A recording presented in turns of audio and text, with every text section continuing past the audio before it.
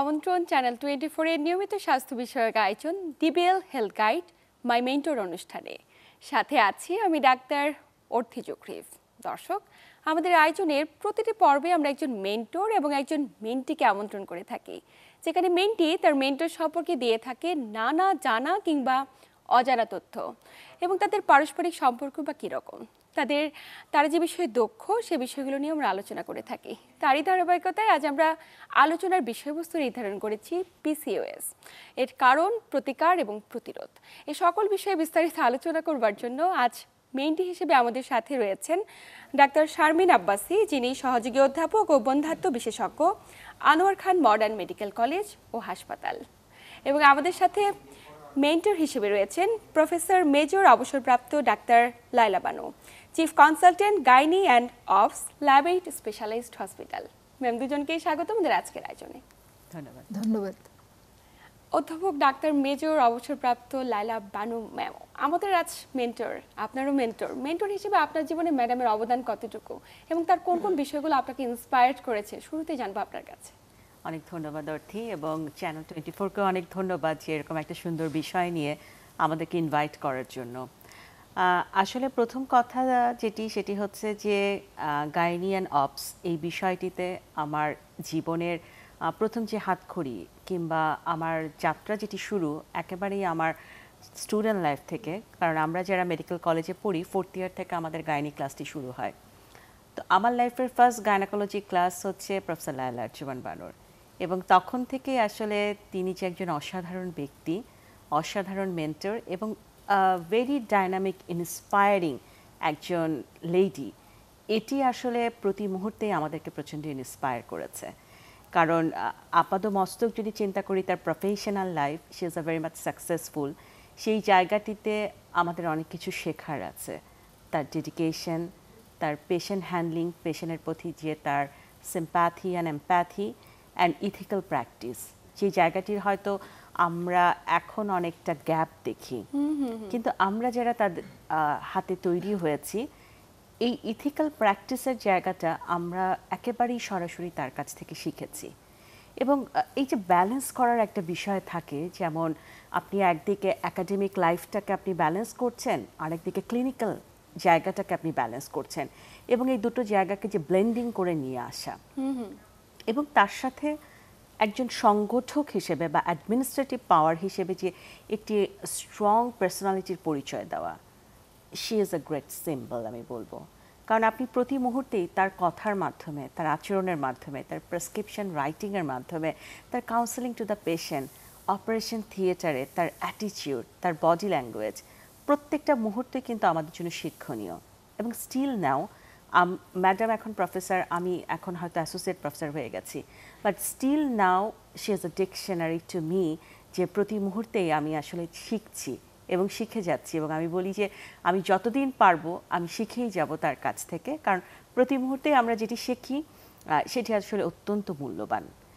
এবং ব্যক্তি মানুষের জায়গা থেকে আমরা সবসময় একটা কথা বলি যে সবার আগে আসলে আমাকে একজন ভালো মানুষ হতে হবে, এবং সেই উদাহরণের জায়গাটি যদি আমি দিই, তিনি একজন অসাধারণ ব্যক্তিত্বের জায়গা বহন করেন, এবং সবসময় উনি জানেন যে আসলে কিভাবে করে মেন্টিদেরকে ছায়াতলে রাখতে হয়। কারণ অনেক সময় দেখা যায় যে অনেকেই আমাদের মেন্টর হন, তার হয়তো স্পেসিফিক একটা জায়গাকে আমরা ফোকাস করি, যে উনি হয়তো ভালো পড়ান, উনি হয়তো ভালো ট্রেনিং দেন, কিন্তু উনি অ্যাজ এ হোল জানেন যে একটা মেন্টিকে কিভাবে আসলে শেল্টার দিতে হয়, একটা আমব্রেলা দিয়ে আসলে ছায়া দিয়ে কাকে কিভাবে বড় করতে হয়, তাকে কিভাবে ফোকাস করতে হয়, তাকে কিভাবে প্রশংসা করতে হয়, সেই জায়গাটিতে আসলে উনি একজন আনপ্যারালাল পার্সোনালিটি টু মি। কি চমৎকারভাবে আপনার মেন্টি আপনার সম্পর্কে এত গুরুত্বপূর্ণ নানা তথ্য দিল, এবং আমরা আসলে অভিভূত।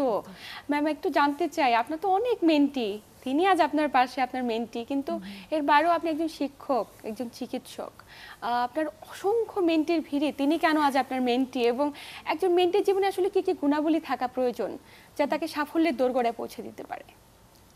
ধন্যবাদ। আমি আসলে এতক্ষণ শুনছিলাম, তো ভালোই লাগছিল, খুব চমৎকারভাবে বলেছে। তবে হয় কি যে আমরা যখন শিক্ষক হিসেবে বা সিনিয়র হিসেবে যখন আমরা কাজ করি, মেডিকেল কলেজে দুটো কাজই করতে হয় আমাদের, পড়ানোটাও করতে হয় এবং অপারেশন করা এবং ক্লিনিক্যাল কাজ সেগুলোও করতে হয়। তো সেখানে অসংখ্য ছাত্র ছাত্রীর ভিড়ের মধ্যে আমরা হয়তো 2-3 জনকে মোটামুটিভাবে দেখি যে যারা খুব সিনসিয়ার, তারপরে দেখি যে রোগীর প্রতি তাদের মায়া মমতা এবং শেখার যে আগ্রহ, প্রচণ্ড একটা আগ্রহ, সেটা আমি শারমিনের মধ্যে সবসময় দেখেছি। আমাদের ইব্রাহিম মেডিকেল কলেজে ওরা যখন আমার স্টুডেন্ট হিসেবে আমার কাছে আমার ক্লাস করতো, অপারেশন দেখতো, এবং যেটাও বলেছে যে আমি আসলে এথিক্যাল প্র্যাকটিসের উপরে সবসময় জোর দিই। আমি বলি যে আগে তুমি পেশেন্টের দিকে তোমার মায়া মমতা এবং পেশেন্টকে হেল্প করার চেষ্টা করবে, কোনো ক্ষতি যেন না হয়। আর টাকা পয়সার দিকটা আমি সবসময় বলতাম যে তোমরা টাকার পিছনে ছুটবে না, টাকাই তোমাদের পিছনে ছুটবে। তো শারমিন আসলে এখন সবাই মোটামুটি জানেন যে সে অনেক চমৎকার একজন মানে সংগঠক হিসেবে নাম করেছে। সে একাডেমিক্যালি খুবই ভালো, প্রত্যেকটা মানে সাবজেক্টের, গাইনি সাবজেক্টের প্রত্যেকটা টপিক্সে তার একদম অসাধারণ দক্ষতা এবং তার অপারেশন ভালো। সে আরও উচ্চতর ট্রেনিং নিয়েছে।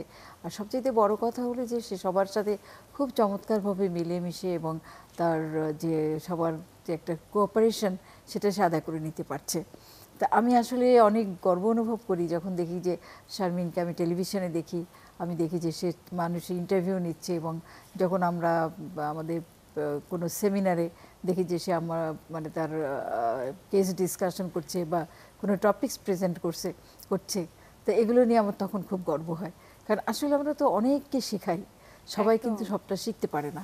তো যারা শিখে তাদের প্রতি আমাদের একটা অন্যরকম অনুভূতি থাকে, এবং সেই অনুভূতিটা আমি মনে করি যে শারমিনের দিকে আমারও একেবারেই মানে শতকরা 100% আমি মনে করি যে আছে। কারণ ও নিজেই নিজের গুণে আজকে অনেক উপরে উঠে আসছে, এবং আমি দোয়া করি যেন এর চেয়েও উপরে এসে উঠতে পারে, এবং সবসময় যেন একটা সুন্দর যেটা আমরা চিকিৎসার দিকে বলি যে একটা সুন্দর রাস্তা যেন সে চলতে পারে, যেন পেশেন্টদের প্রতি মমত্ববোধ, সিনিয়রদের প্রতি শ্রদ্ধা, এবং সবসময় যে একটা মানুষের কল্যাণের দিকে চিন্তা করা, এটা কিন্তু সে করে। সে অনেক সমাজ কল্যাণমূলক কাজ করে, সেটাও আমার কাছে খুব ভালো লাগে। কারণ শুধুমাত্র পড়াশোনা বা ডাক্তারি করেই তো আমরা থাকি না, আমাদের আরও দায়বদ্ধতা আছে, সেটা সামাজিক দায়বদ্ধতা, সেখানেও কিন্তু সে সুন্দরভাবে এগিয়ে গেছে। তো আমি সেই জন্য গর্ববোধ করছি যে আজকে এই অনুষ্ঠানে মেন্টর হিসেবে আমি এসেছি, এবং মেন্টি হিসেবে আমি শারমিনকে পেয়ে আমি আসলে অভিভূত যে শারমিন এখানে আজকে আমার সাথে এসেছে। এবং আপনি এত চমৎকারভাবে ম্যাম একজন মেন্টিকে ইন্সপায়ার্ড করেন। এই যে ইন্সপায়ারেশনগুলোর কথাগুলো, এই কারণে আপনি আমাদের আইডল, আপনি আমাদের মেন্টর। একটু ম্যামের কাছে যেতে চাই। সংগঠন নিয়ে কথা বলছিল যে আপনি অনেক সংগঠনের সঙ্গে জড়িত, কিন্তু আমরা যেটা জানি ম্যাডামও অনেক সংগঠনের সঙ্গে জড়িত। এই সংগঠনগুলো সম্পর্কে ম্যাডামের অবদান কতটুকু একটু জানবো আপনার কাছে। অবদানের জায়গাটি আমি বলবো যে অসাধারণ একটি অবস্থান, এবং উনি সংগঠক হিসেবে একজন চমৎকার পার্সোনালিটি। আমি এটা কেন বলবো, কারণ ম্যাডামের আপনারা জানেন যে একটা ব্যাকগ্রাউন্ড রয়েছে, উনি আর্মিতে দীর্ঘদিন কাজ করেছেন। ম্যাডামের ডিসিপ্লিনের জায়গাটি হচ্ছে 7 AM মানে 7 AM। খুব কম গাইনোকোলজিস্টই আছেন যারা হয়তো সকাল 6টায় হয়তো অপারেশন শুরু করেন, ওনার 6টা মানে উনি হয়তো তার 30 মিনিটস আগে সেই জায়গাটিতে পৌঁছাবেন। আমি কখনো ম্যাডামকে লেট করতে দেখিনি। আমার এই যতটুকু লাইফে ম্যাডামের সাথে আমার পরিচয়, 2003 থেকে আমি ম্যাডামের সঙ্গে যুক্ত আছি।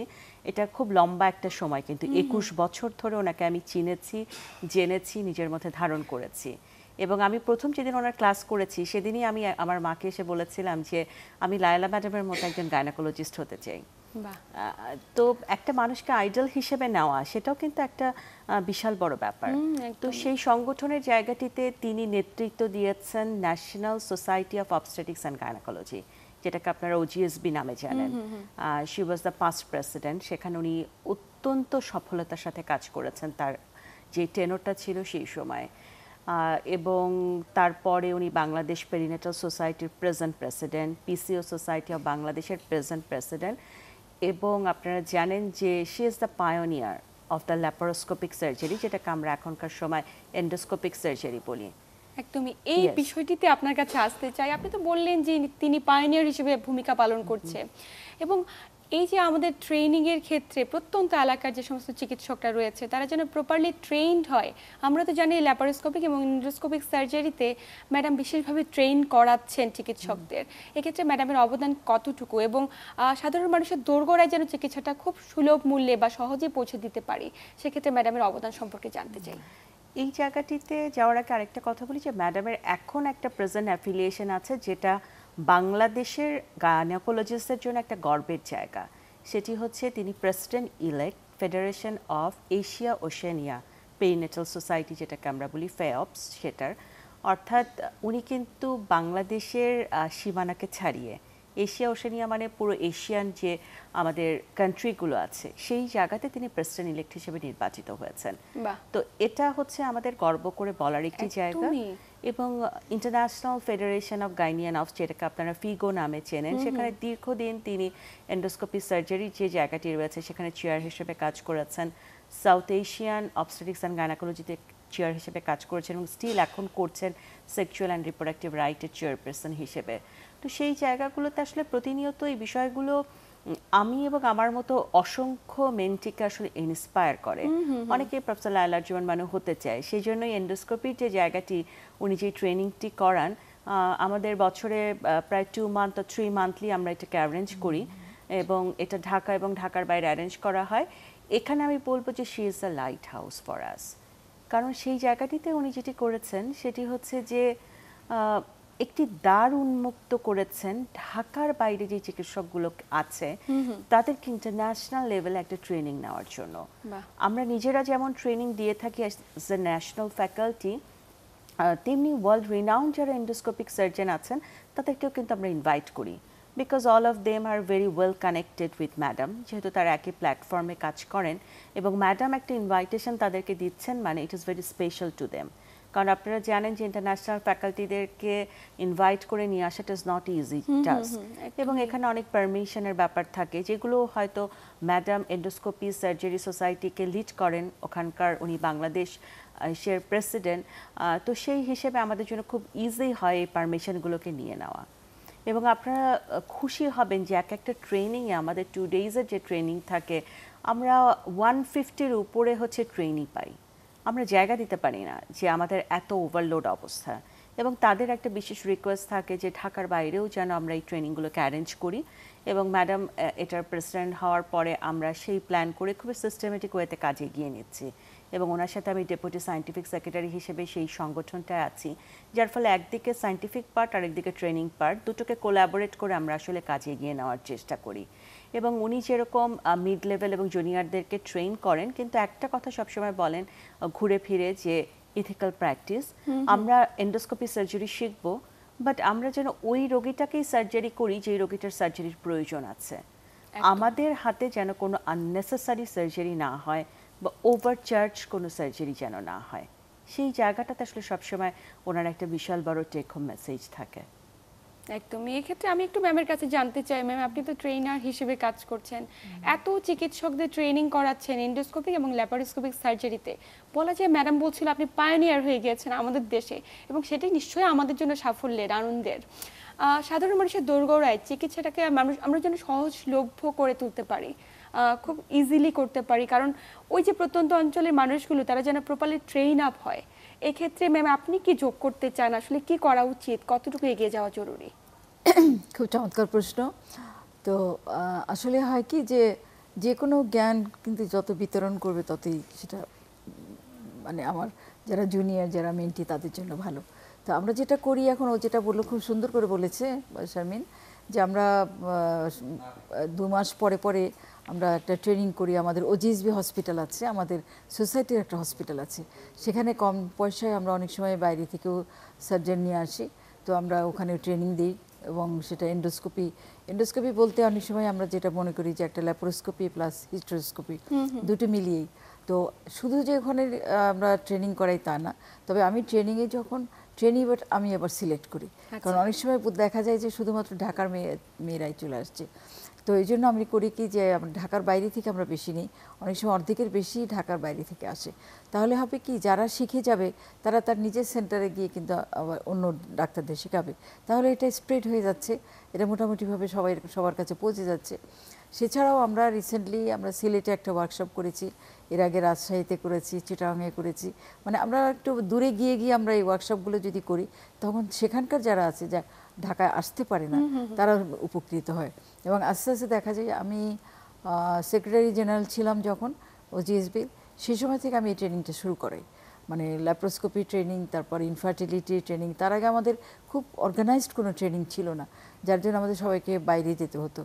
তো এই ট্রেনিংগুলো করা, এবং আস্তে আস্তে আমাদের কিন্তু জুনিয়র ডক্টররা এটাতে খুবই পারদর্শিতা মানে অর্জন করে, এবং তারা, আমি মনে করি যে বেসিক জিনিসটা, বেসিক ল্যাপ্রোস্কোপিটা তারা দেশেই শিখুক, তারপরে তারা বাইরে যে কোনো জায়গায় গিয়ে আরও উন্নত প্রশিক্ষণ নিতে পারে।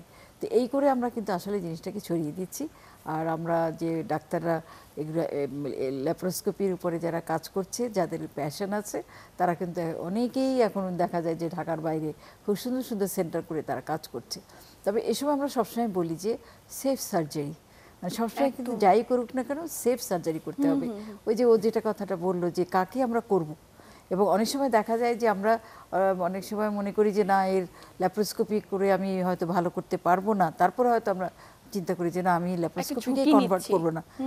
কিন্তু যে কোনো সময় ল্যাপ্রোস্কোপি করতে গিয়ে যদি কোনো মানে অসুবিধা পাই, তখন কিন্তু আমাদের পেট কেটেই করতে হবে, এবং এটা আমরা রোগীদেরও বলে দিই।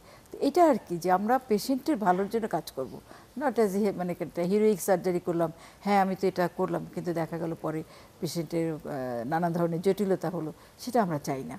তো কাজে আমার মনে হয় যে আমরা আমাদের এখন কিন্তু দেশের সব জুনিয়র গাইনোকোলজিস্টদের মধ্যে একটা জোয়ার এসছে শেখার।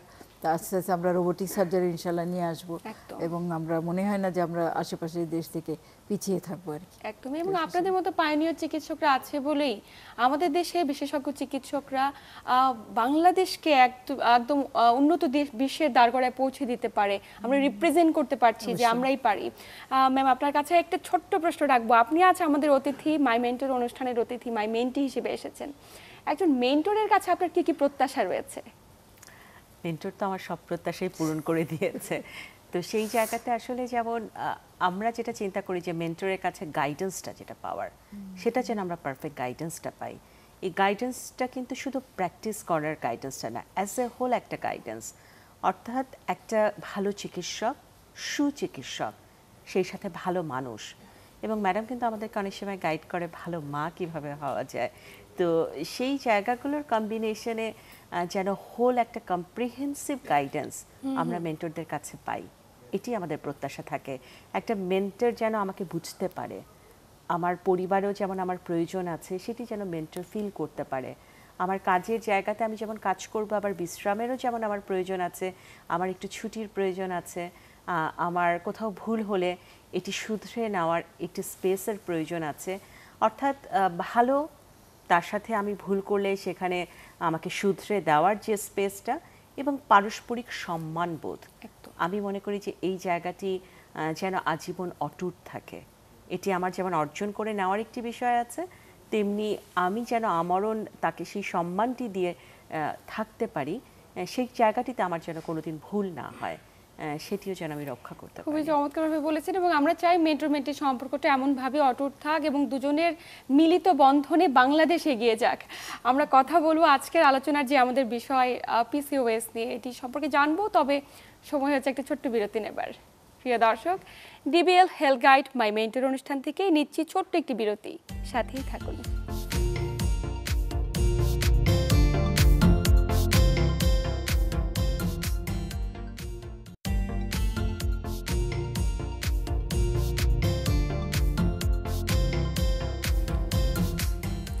দর্শক, বিরতির পর আবারও সবাইকে স্বাগত জানাচ্ছি ডিবিএল হেলথ গাইড মাই মেন্টর অনুষ্ঠানে। সাথে আছি আমি ডাক্তার অর্থি জোখরিফ, আমার সাথে আছেন দুইজন বিশেষজ্ঞ চিকিৎসক। ম্যাম, বিরতির পর আবারও স্বাগত আমাদের আজকের আয়োজনে। ধন্যবাদ। আমরা কথা বলবো পিসিওএস নিয়ে, পলিসিস্টিক ওভারি সিনড্রোম।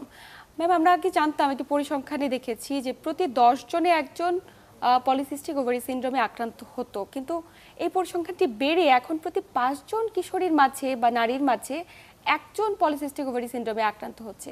এটা তো একজন নারী বা একজন কিশোরীর জন্য বার্ডেন হয়ে দাঁড়িয়েছে। একটু জানতে চাই, পলিসিস্টিক ওভারি সিনড্রোম বলতে আমরা কি বুঝি এবং কেন এটি বেড়ে যাচ্ছে প্রতিনিয়ত? আচ্ছা, পলিসিস্টিক ওভারি সিনড্রোমটা আসলে এমন, আমরা এটাকে সিনড্রোম বলতে বোঝাচ্ছি যে অনেকগুলো সমস্যা একসাথে যুক্ত হয়ে এটি আসলে সিনড্রোম আকারে প্রকাশ পাচ্ছে। এটির অনেক কারণ থাকতে পারে, তার মধ্যে সাধারণত হরমোনাল ইমব্যালেন্সের কারণে, হরমোনের তারতম্যর কারণে এটি তৈরি হয়ে থাকে, সেটিকেই চিন্তা করা হয়। এখন এটি কেন বাড়ছে এটির আসলে অনেক গবেষণা রয়েছে পুরো পৃথিবীব্যাপী। আমাদের নিজস্ব একটি সোসাইটি আছে, polycystic ovary society of Bangladesh, এবং ম্যাডাম সেটির হচ্ছে প্রেসিডেন্ট। এবং আমরাও কিন্তু প্রচুর অ্যাওয়ারনেস অ্যাডভোকেসি জাতীয় প্রোগ্রামগুলো করে দেখেছি।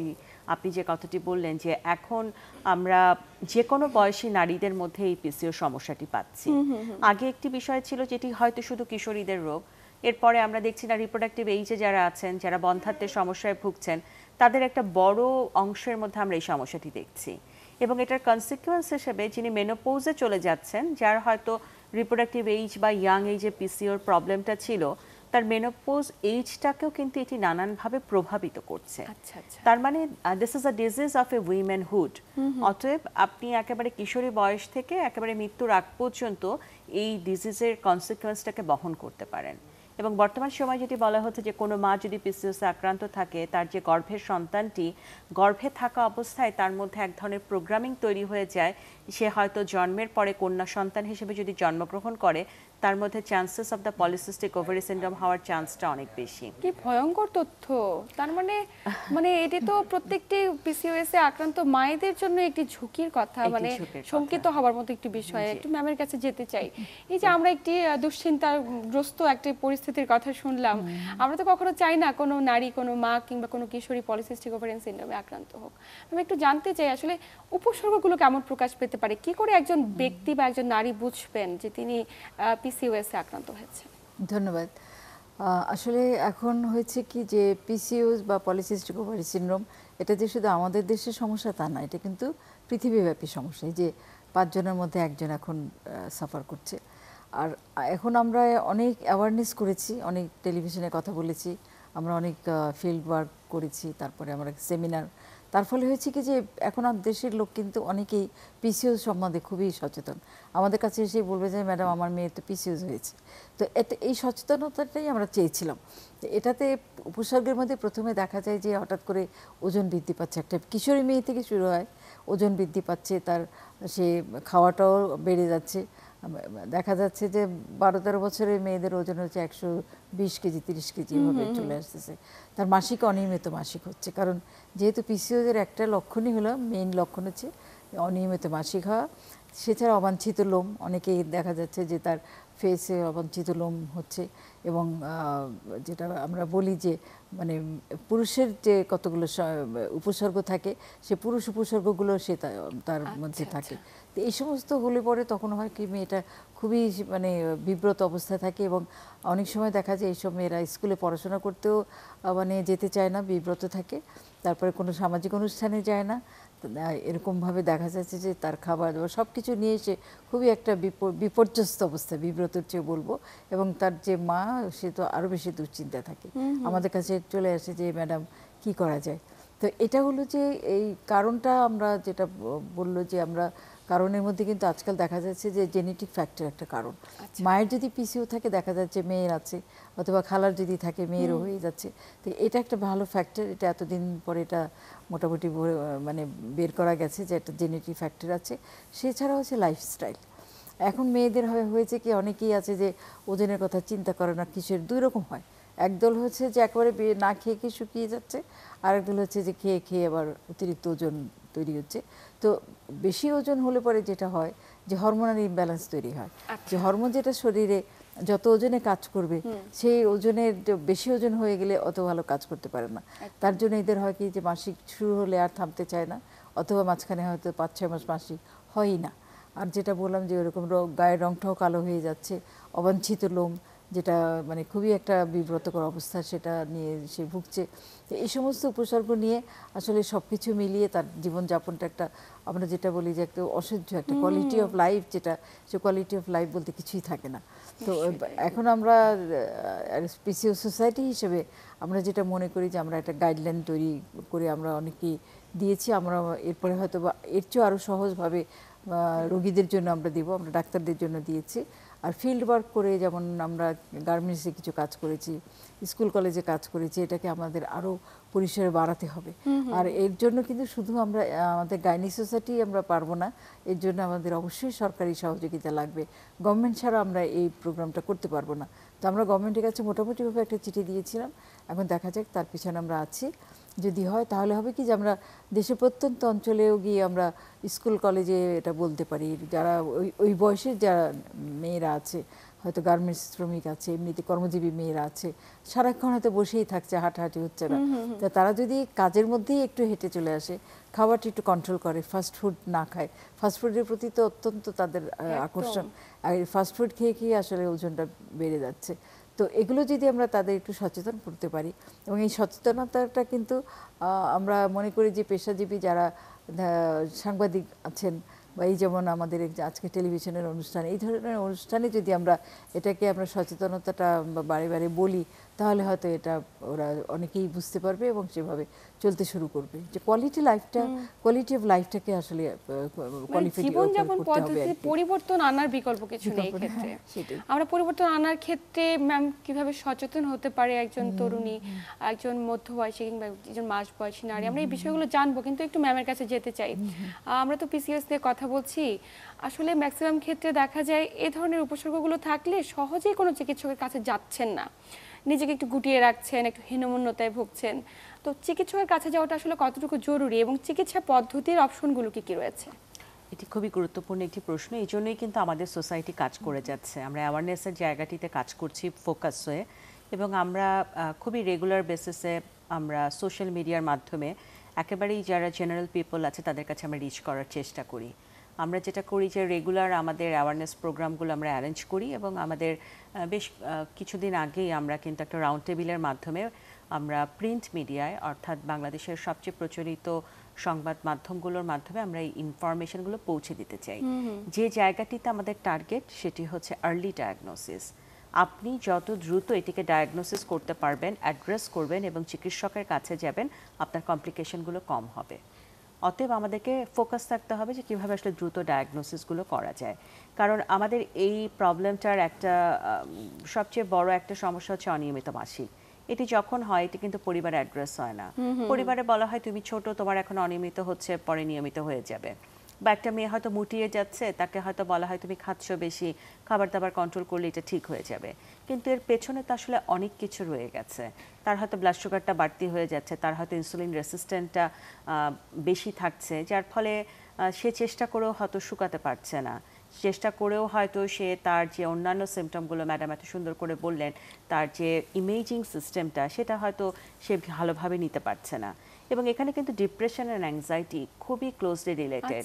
কারণ মানুষ যখন দেখে যে একটা সুন্দর বিউটিফুল লেডি আস্তে আস্তে তিনি মুটিয়ে যাচ্ছেন, মুখে তার অবাঞ্ছিত লোম হচ্ছে, ব্রণ হচ্ছে, গায়ে ছোপ ছোপ কালো কালো দাগ হচ্ছে, মাথার চুল পড়ে যাচ্ছে, উনি কিন্তু এটিকে অ্যাকসেপ্ট করতে পারেন না। এবং তারপরে কিন্তু তার অ্যাংজাইটিগুলো শুরু হয়, তার সমস্যাগুলো আরও বেশি প্রকট হয়ে ওঠে। তো সেই জায়গাটিতে আসলে আমাদের অ্যাওয়ারনেসের কোনো বিকল্প নেই। এর মাধ্যমে আসলে আর্লি ডায়াগনোসিস, এবং আমরা অনুরোধ করব আমাদের পরিবারগুলোকে যে কিশোরী মেয়েদের মধ্যে যেহেতু এটা আমরা এখন বেশি দেখছি, আপনারা দ্রুত একজন গাইনোকোলজিস্টের শরণাপন্ন হবেন। একদমই তাই। একটু ম্যামের কাছে যেতে চাই, আমরা আলোচনার প্রায় শেষ প্রান্তে। আমরা তো অনেক কথা বলছি আসলে জীবনযাপন পদ্ধতিতে পরিবর্তন আনার জন্য আপনারা বিভিন্ন ধরনের উদ্যোগ গ্রহণ করেছেন, এবং সেই উদ্যোগগুলো বাস্তবায়ন করার ক্ষেত্রে বিভিন্ন প্রতিবন্ধকতা রয়েছে, কিন্তু আমরা জানি সেগুলোকে আমরা কাটিয়ে উঠতে পারবো।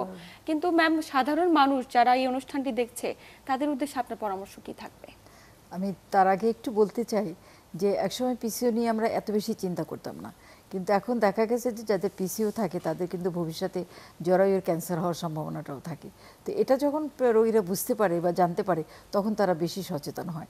তো এখন রোগীদের কাছে আমরা যেভাবে পৌঁছে, আমরা আগেই বলেছি যে আমরা কিছু লিফলেট তৈরি করেছি, সেগুলো আমরা বিলি করি। যখন পেশেন্ট আসে, অপেক্ষা করে ডাক্তারকে দেখানোর জন্য, তখন সেই কাগজপত্রগুলো দিয়ে দেওয়া হয়। কিছু পোস্টার তৈরি করেছি আমরা, সেছাড়া যে পোস্টারগুলিতে দেখা যাচ্ছে যে কেন পিসিও হচ্ছে। আর আমরা ওদের উপদেশ দিয়ে দেই যে ওজন যাতে না বাড়ে, ওজন যাতে কমাতে পারে, সেটা একটা ব্যাপার। আর অল্প কিছু মেডিসিন দিলেই কিন্তু এদের দেখা যায় যে অনিয়মিত মাসিটা নিয়মিত হয়ে যাচ্ছে। তারপর অবাঞ্ছিত লোমের ব্যাপারেও কিছু ওষুধপত্র আছে, সেটা দিলে হয়। সবচেয়ে বড় যে সমস্যাটা হয় সেটা হচ্ছে পিসিওর সাথে বন্ধ্যাত্ব। কিন্তু একটা দেখা যাচ্ছে যে মোর দ্যান 25% দেখা যাচ্ছে যে বন্ধ্যাত্ব নিয়ে আসে। তো কাজেই তবে একটা আশার বাণী হচ্ছে যে বন্ধ্যাত্ব, পিসিওর কারণে যে বন্ধ্যাত্বটা হয় সেটা কিন্তু সামান্য চিকিৎসাতেই আবার খুব তাড়াতাড়ি সুস্থ হয়ে যায়, এবার তাড়াতাড়ি কনসিভ করে। তো কাজেই এগুলো মানে ডায়াগনোসিস যেমন আর্লি করতে হবে, চিকিৎসাটাও আর্লি করতে হবে। আর খাবার দাবারের ব্যাপারে যেটা বললাম যে ওই ধরনের ভাজা পোড়া বা ফাস্ট ফুড একেবারেই খাবে না, ঘরের খাবার খাবে। আমরা খালি বলি যে ঘরের খাবার খাও তাহলে, কিন্তু আজকাল তো মেয়েরা এটা করতে চায় না, তো এগুলো ওদের বোঝাতে হবে। আর মায়েরা যখন শুনি যে না এখান থেকে কিন্তু ভবিষ্যতে অনেক রকমের সমস্যা হতে পারে, ক্যান্সার হতে পারে, ডায়াবেটিস, হাইপারটেনশন, এটা মেটাবলিক সিনড্রোম বলে একটা কথা আছে। একদম। হ্যাঁ, মেটাবলিক সিনড্রোম হলে তো সেটা সমস্ত কিছু অর্গান ধরে ফেলে এবং নানান ধরনের কমপ্লিকেশন হয়।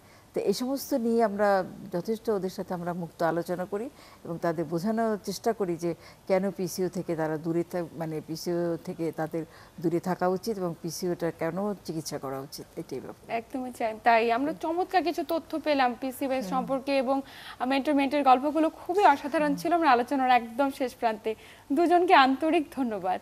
ধন্যবাদ। আপনাকেও ধন্যবাদ অনেক চমৎকার প্রশ্ন করার জন্য। ধন্যবাদ। প্রিয় দর্শক, এই আলোচনার মাধ্যমে অন্তত এতটুকু বেশ বুঝতে পেরেছি হ্যাভি ফুড, জাঙ্ক ফুড কিংবা অতিরিক্ত তৈলাক্ত খাবার সেবন পিসিওএস এর অন্যতম কারণ হতে পারে। আসুন একটু জীবনযাত্রার মান পরিবর্তন করি। সুস্থ সুন্দরভাবে বাঁচার জন্য জীবনযাত্রার মান পরিবর্তন করার বিকল্প কিছু নেই। এতক্ষণ সাথে থাকার জন্য সবাইকে আন্তরিক ধন্যবাদ। সবাই ভালো থাকুন, সুস্থ থাকুন।